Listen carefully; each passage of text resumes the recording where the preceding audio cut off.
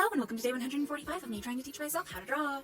Today was day 2 of mouth studies, so I did what I always do and I grabbed a front, 3/4, and side profile and I draw through them. So there were 3 main things that I wanted to make sure I tackled today, and that was a closed mouth, an open mouth with an open jaw, and then an open mouth with a closed jaw. Main reason for this being is that the corners of the mouth oftentimes give me trouble, and then also getting the teeth set back behind the lips, so getting the lips to wrap around the teeth properly are 2 of my biggest struggles. And I realized while I was going through and doing my, draw at a base, draw over the base with the final product, trace to see how close I got, and then redraw it completely from scratch process that I do with all of my day 2 studies, that the lips kind of act as the eyelid wrapping over an eyeball. If you've seen some of my other videos where I'm drawing out a head, then you might have noticed me put in a ball in the muzzle area on the face. And that's always just kind of been my trick for helping me wrap the mouth around the curve of the skull. And I realized today that it's actually a great trick for helping to get the jaw to swing back properly when drawing an open mouth from a 3/4 or a side view, because of how easy it is to carve out wedges from a sphere, and how that round shape, if you follow it properly, will help get the jaw to kind of swing back.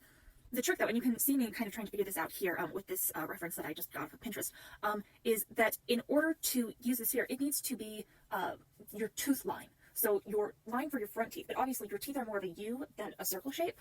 So if you wanted, you could use a bit more of an oval.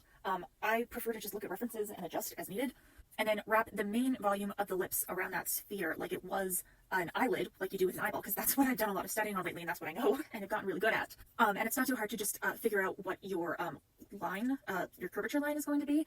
So whether your lips are going to have your top one over your bottom lip, more a straight line, or have your bottom lip kind of coming out and your bottom lip kind of back a bit. So if you can get that line in place in front of your sphere to help with your volume of the lips, and then just wrap them like you would wrapping a thick piece of cloth or a sheet, what have you, around a ball, and then you'll get a fairly accurate representation of, your lips wrapping around the muzzle of your face. Or at least that's kind of what I observed today. The other big thing that was reiterated today that I went over yesterday also was the keystone shape in the middle of the top lip. And also the fact that even when your mouth is open or you're having some sort of expression with your lips, your center line stays fairly similar, and that's how you get the corners of your mouth. And then you can go in and find simple shapes like trapezoids to help you get the inside of the mouth done, especially if the mouth is open. And then say if you're smirking or something like that, you have your lip line, and then you can just kind of swing out and adjust. However, the length is either going to stay the same or shrink, depending on how stretched out your mouth is.